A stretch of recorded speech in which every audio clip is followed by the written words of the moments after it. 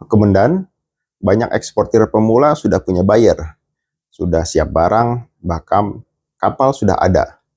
Tapi barang tetap tidak bisa berangkat. Penyebabnya satu, NPE belum terbit. Nah, kemudian sekalian, di video ini kita akan bahas satu dokumen yang sering disebut, tapi jarang benar-benar dipahami.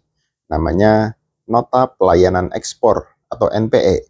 Setelah menonton ini, kemudian akan paham apa itu NPE, kenapa NPE wajib ada, dan di titik mana barang ekspor dinyatakan boleh dikirim. Agenda kita pada pagi hari ini yaitu yang pertama, apa itu NPE? Yang kedua, fungsi NPE dalam proses ekspor. Ketiga, kapan dan dari mana NPE terbit. Yang keempat, contoh sederhana kasus UMKM. Dan yang kelima, kesalahan pemula yang sering terjadi.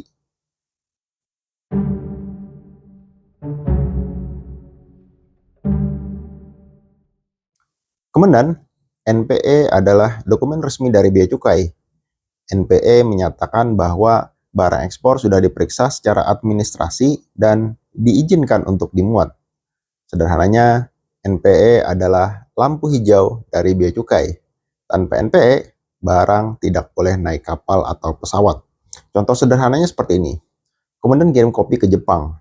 Barang sudah di gudang pelabuhan, tapi sebelum dimuat, Bea Cukai harus memberi izin. Izin itulah yang disebut NPE. Kesimpulannya adalah NPE bukan dokumen jual beli.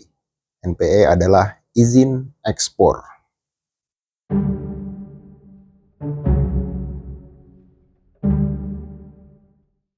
Kemudian, NPE adalah penentu akhir dalam proses ekspor. Selama NPE belum terbit, status barang masih ditahan secara sistem. Shipping line dan maskapai tidak akan memuat barang tanpa NPE. Resikonya jelas. Kalau NPE terlambat, barang bisa tertinggal kapal.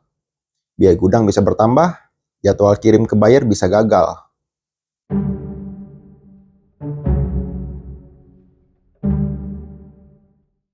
Kemudian, NPE tidak muncul tiba-tiba. NPE terbit setelah PEB disubmit. PEB adalah pemberitahuan ekspor barang. Isinya data eksportir, data barang, nilai ekspor, dan tujuan negara. Setelah PEB masuk sistem bea cukai, akan ada proses penelitian dokumen. Jika tidak ada masalah, sistem akan menerbitkan NPE. Analogi sederhananya seperti ini. PEB itu seperti komandan mengajukan izin. NPE itu jawaban resminya.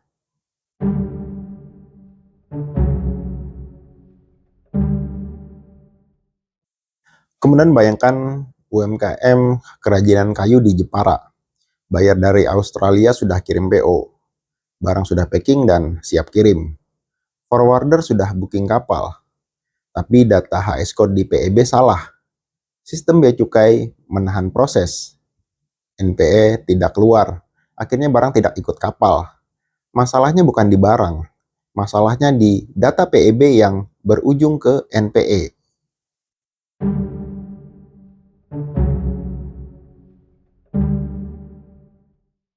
Kesalahan pertama, mengira NPE sama dengan invoice.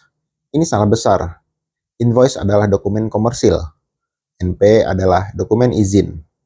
Kesalahan kedua, tidak mengecek status NPE.